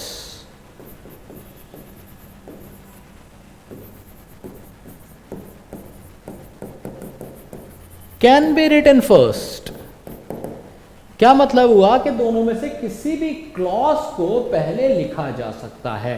कहने का मतलब है मैं पहले ये वाली बात भी लिख सकता हूं। इस सेंटेंस को मैं कुछ इस तरह भी कर सकता था, किस तरह? If you guide me, comma I will win. तो चाहो तो तुम इसे ऐसे लिखो, चाहो तो ऐसे लिखो, सेंटेंस दोनों ही सही है। इसी तरीके से आप इसको भी ऐसे लिख सकते हैं, she has a bike unless she can't go, unless she has a bike. इसको कैसे लिखेंगे? इसको ऐसे लिखेंगे, unless she has a bike she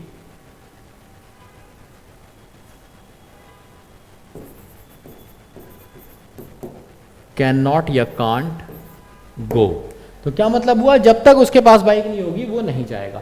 अब इसके टेंस कैसे रखेंगे हम आगे जानेंगे, बस आपको अभी फिलहाल 3 बातों का याद रखना है। पहली चीज़ कि कंडीशनल क्लॉज और मेन क्लॉज को आप पहचान जाइए। ये वाला जो होता है, ये जिसमें मॉडाल लगा होता है, ये होता है मेन क्लॉज। ठीक है, तो मैं इसे यहां पे लिख देता हूं। चौथी बात है use a model in the main clause. तो इससे क्या बात स्थापित हुई, इससे ये बात स्थापित हुई कि आप मेन क्लॉज में तो मॉडल का इस्तेमाल कर सकते हैं, पर कंडीशनल क्लॉज में मॉडल का इस्तेमाल नहीं कर सकते, है ना। अब इसका टेंस कैसे रखना है, इसका टेंस डिपेंड करता है इसके टाइप पे। इसके 3 टाइप होते हैं। ये जो मैंने आपको पढ़ाया है अभी, ये टाइप 1 है, और तीनों टाइप में सिर्फ एक ही चीज का चेंज होता है, और वो क्या कहलाता है, टेंस। और टेंस कैसे चेंज करते हैं मैं आपको बताता हूं। देखिए, जो पहला वाला क्लॉज होता है, चाहे पहले मेन क्लॉज लगा हो या पहले कंडीशनल क्लॉज लगा हो, जो टेंस उसका होगा वही आगे वाले का होगा। जैसे मैंने यहां पे कहा आई विल विन, यहां पे तो मॉडल नहीं आ सकता, तो इसको प्रेजेंट में बनाना पड़ेगा, है ना। सब जगह फर्स्ट फॉर्म ऑफ वर्ब का आपको इस्तेमाल देखने को मिलेगा। देख लीजिए, चाहे first form, first form, first form, first form, first form, first form, first form, first form. समझे? इसलिए इसे कहते हैं कंडीशनल सेंटेंस टाइप 1, क्योंकि इसमें हर जगह first form of the verb का इस्तेमाल हुआ है। ठीक है, अच्छा, अगर मैं इसे कंडीशनल सेंटेंस टाइप 2 कर दूं, एक बार इसे गौर से देखो, फिर मैं इसे कंडीशनल सेंटेंस टाइप 2 करके दिखाता हूं तुम्हें। तो टाइप 1 क्या है, इसमें 1-2 सेंटेंस और दे देता हूं मैं तुम्हें। जैसे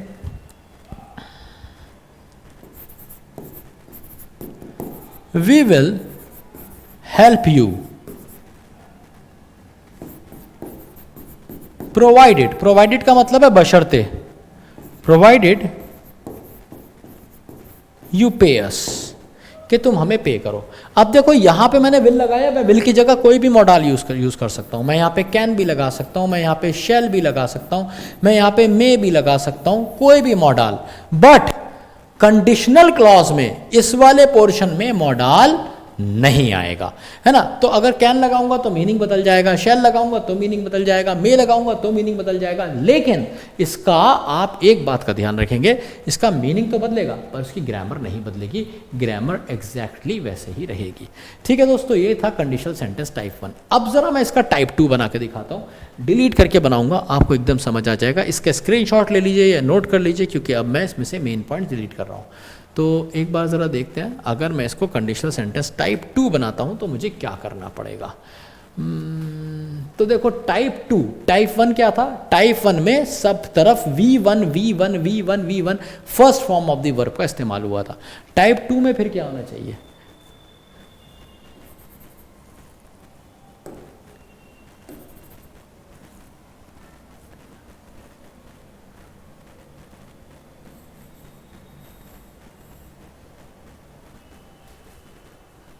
ठीक है। तो टाइप 2 में आप क्या करेंगे,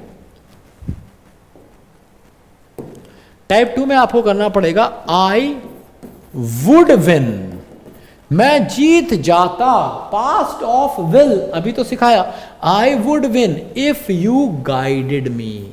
क्योंकि यहां पे सेकंड फॉर्म यूज हो गई, इसलिए यहां पे भी सेकंड फॉर्म। अब कुछ बच्चों को लग रहा होगा सर इसे भी तो सेकंड फॉर्म करो। भाई, विन सेकंड फॉर्म नहीं हो सकता, क्योंकि मॉडल के साथ हमेशा सेकंड फॉर्म, हमेशा फर्स्ट फॉर्म आती है। तो आपको पास्ट दिखाने के लिए ही तो विल का वुड किया, ये फर्स्ट फॉर्म ही रहेगा। ठीक है, ये भी सेकंड हो गया। तो मतलब क्या हुआ, आई वुड विन, मैं जीत जाता, कब, इफ यू गाइडेड मी, अगर तुमने मुझे गाइड किया होता। ठीक है, और इसी तरीके से आप बाकी सारे क्वेश्चन भी चेंज कर लेंगे। कितना आसान हो गया देखो। ठीक है, ये भी क्या हो जाएगा, चलो फटाफट करते हैं, ये भी हो जाएगा गाइडेड। इफ यू गाइडेड मी, तो विल की जगह आप क्या कर देंगे, यहां पे वुड कर देंगे, सेंटेंस पास्ट में चला गया, ये विल यहां से काट देंगे। ऐसे ही शी कांट गो की जगह शी कुडंट गो हो जाएगा। कांट की जगह आप क्या कर देंगे, आप कर देंगे she couldn't go unless, has की जगह कर देंगे unless she had a bike. तो यहाँ पे भी आपने पास्ट कर दिया। ऐसे ही यहाँ पे भी कर सकते हैं, unless she had a bike, she can't की जगह कुडंट या फिर कुड नॉट गो। ठीक है, तो जब आप पास्ट करेंगे तो इधर भी पास्ट और इधर भी पास्ट ही रहेगा। ऐसे ही यहाँ पे वी विल हेल्प, तो विल की जगह आप क्या कर सकते हैं भाई, वुड कर सकते हैं। क्या हो गया, वी वुड हेल्प, हम मदद करते। कब, इफ प्रोवाइडेड, शर्त ये थी यू पे की जगह कर देंगे क्या, पेड। आसान हो गया। तो ये थे कंडीशनल सेंटेंस टाइप 1 और कंडीशनल सेंटेंस टाइप 2, समझे। अब मैं आपको लेके चलता हूं कंडीशनल सेंटेंस टाइप 3 पे, जो कि एक अलग तरीके से इंपॉर्टेंट है। अब टाइप 3 में क्या होता है, इन्हीं सेंटेंस को लिखता हूं, इसी सेंटेंस को, I will win if you help me, या फिर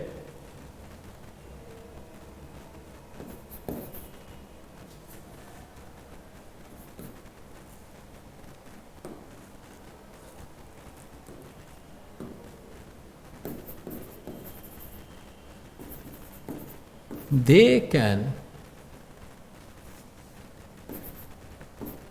pay if they have money। ये अभी मैं कंडीशनल सेंटेंस टाइप 1 ही लिख रहा हूं, इन्हीं से 2 और 3 बना के दिखाऊंगा। या फिर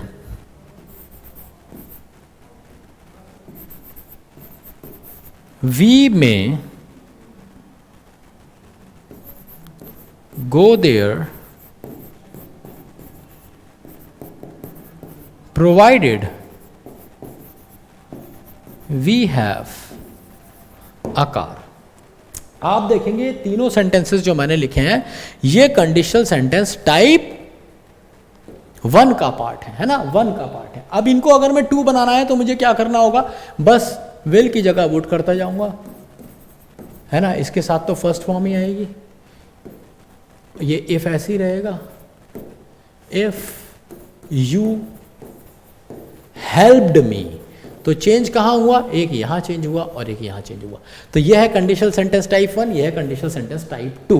ठीक है, या तो आप सेंटेंस को ऐसे लिखेंगे, प्रेजेंट बताएंगे, या तो इस सेंटेंस में यह बता रहे हैं क्या, यह बताता है प्रेजेंट या फिर फ्यूचर।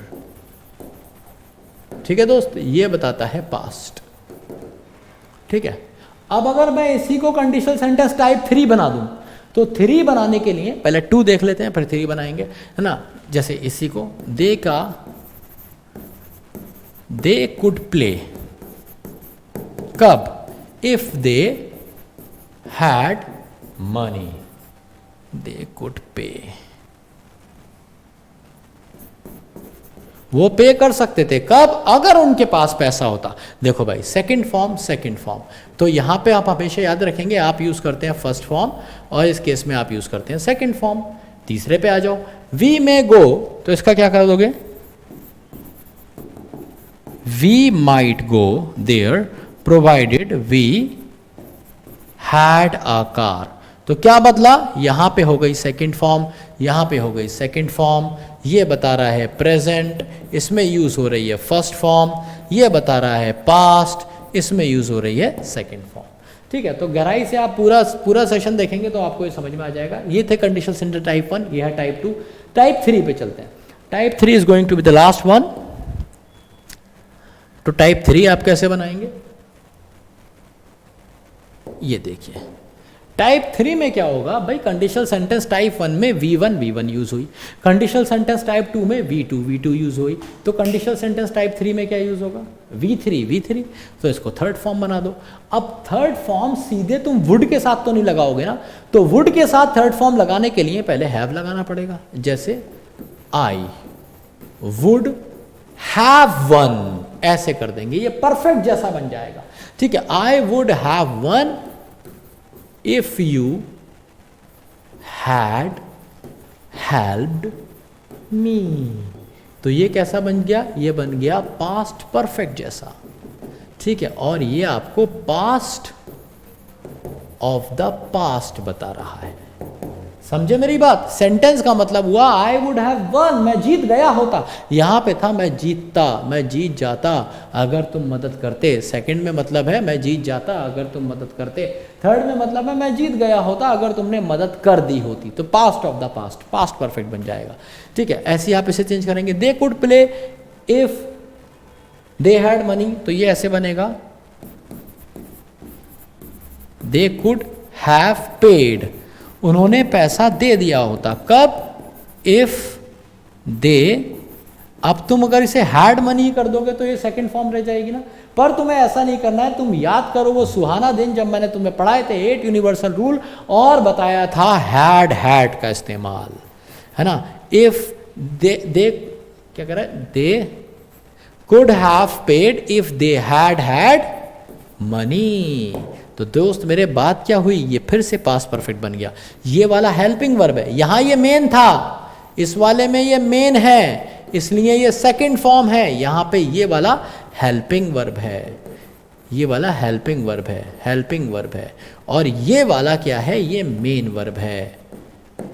ठीक है दोस्त, और ये है थर्ड फॉर्म, क्योंकि इससे पहले हेल्पिंग वर्ब लगी है। जब भी किसी वर्ब से पहले हेल्पिंग वर्ब लगती है तो वो थर्ड फॉर्म होता है। थर्ड फॉर्म बता रहा है, थर्ड फॉर्म से पहले हेल्पिंग वर्ब लगानी ही पड़ेगी, थर्ड फॉर्म से पहले हेल्पिंग वर्ब लगानी ही पड़ेगी, इसलिए आपको 2 हैड लगाना पड़े। हैड पे अगर तुम्हें डाउट है तो तुमने इसका मतलब 8 यूनिवर्सल रूल की क्लास नहीं देखी, जाओ और क्लास देखो, उसमें मैंने यूजेस ऑफ हैव पढ़ाए थे, उसे ध्यान से देख लेना। अगला क्या है, इसको थर्ड फॉर्म में लेके जाते हैं, तो ये क्या हो जाएगा, we might have gone there provided we had a car. ठीक है, तो रटने वाला बच्चा क्या करता है, सिंगल हैड देखता है तो उसमें डबल लगा देता है। ठीक है, थर्ड फॉर्म में बनाने के लिए समझदार समझ जाता है कि भाई एक हेल्पिंग है, दूसरा मेन है। तो यहाँ पे ये मैंने आपको बताया बड़े गहराई से, एक बार बिल्कुल शॉर्ट में समझा देता हूँ कंडीशनल सेंटेंसेस क्या होते हैं। इसमें एक कंडीशन होती है, एक मुद्दे की बात होती है। चाहे पहले कंडीशन बता दो, चाहे पहले मुद्दे की बात बता दो, कोई फर्क नहीं पड़ता। ठीक है, 3 तरह के मेन कंडीशन सेंटेंसेस होते हैं, जिसमें से एक प्रेजेंट बताता है, एक पास्ट बताता है और एक पास्ट परफेक्ट बताता है। ठीक है, तीनों को बनाने का तरीका क्या है, ठीक है, ये है टाइप 1, ये है टाइप 2 और ये है टाइप 3। आप कंपेयर भी कर सकते हैं, बाकी कोई डिफरेंस नहीं है। सेंटेंस के स्ट्रक्चर में जो इफ वाला रूल बताया उसमें मॉडल आप किसी भी टाइप 1, टाइप 2, टाइप 3 में कभी भी कंडीशनल क्लॉज में यूज नहीं करेंगे। ठीक है, यहाँ से भर भर के क्वेश्चंस आते हैं, मैंने बहुत सारे क्वेश्चंस आपको देने वाला हूँ कंडीशनल पे और मॉडल्स पे। ठीक है, इस लेक्चर को अच्छे से समझिए, नोट्स बनाइए और अगले का इंतज़ार कीजिए। ठीक है, तो अभी के लिए इतना काफ़ी है। ठीक है, बहुत गहराई से आज मैंने बहुत सारा पढ़ा दिया यार। ठीक है, तो ये लेक्चर भी थोड़ा सा लंबा हो गया, पर कोई बात नहीं, अभी के लिए इतना काफ़ी है। अगर आपको मज़ा आया हो तो मुझे ज़रूर बताइए सेशन कैसा लगा। कोई भी डाउट है, कन्फ्यूजन है, तो मैं एक डाउट सेशन भी आपके लिए लूँगा। ठीक है, जब तक के लिए अपना ख्याल रखिए। Love you all, take care, जय हिंद, जय भारत।